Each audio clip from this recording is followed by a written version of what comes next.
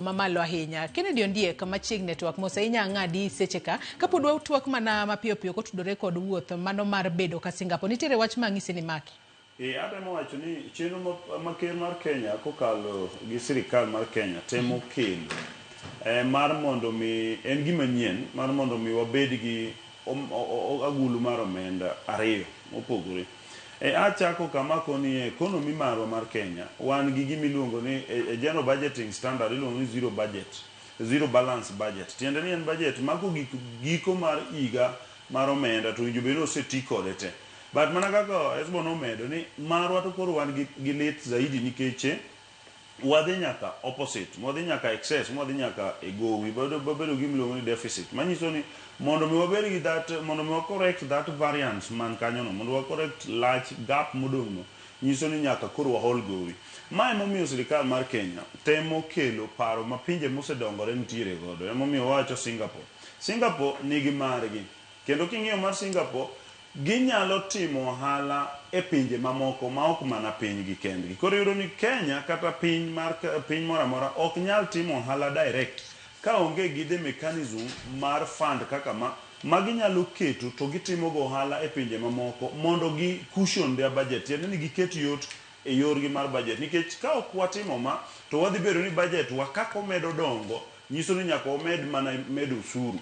Yore ma sirikal yudo godo pesa achiel kuomgi en through ushuru mamane maduong' mogik. Machielo en yorno mar timo gik miluongo ni bonds.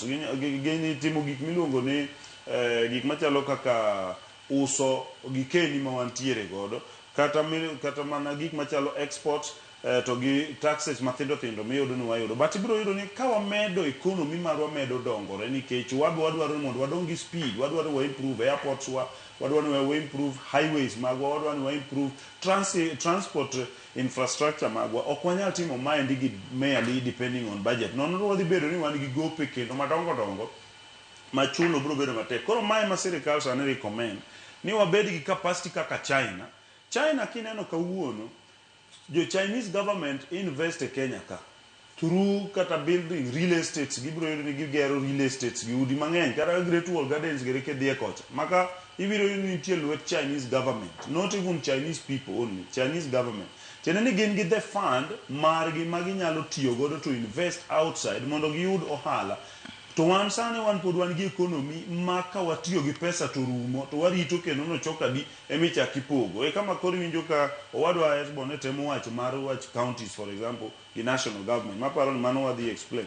Ana temo conclude ne jowa ka wacho ni niya sovereign wealth fund tiende ni mwandu wa gikeni wa mag piny owinjo bed ni wakawo to wakete kamoro maka ng'ato dwaro to wanyalo kata miye mondo mi kik wabed ni wan waholo gowi e bengi. Sama waholo gowi e bengi mana kaka giwacho ibiro yudo ni interest rates dhi malo nikech koro demand mar loan no ni malo. Ka sama sirikal dhi kawo loan to jopiny be dhi kawo loan ibiro yudo ni bank biro miyo sirikal mokwongo nikech gin sure ni sirikal nigi pesa. Then in mani dwaro loan mondo itim go handi koro ok idhi yudo nikech the government oseholo te.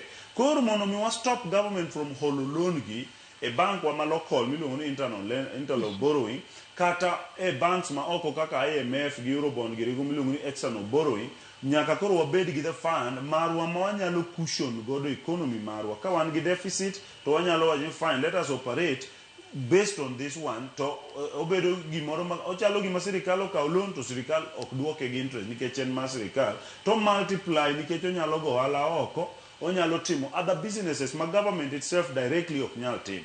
Kibire infrastructure fund en ni rate marwa mar kata importation mar geche Kenya kadhi malo. Ji import geche kabisa. In fact kidhi e port ma Mombasa opong' gi geche madonjo. Kiwuok Mombasa ibiro Nairobi biro ka number plates ma KD opong'o ndara.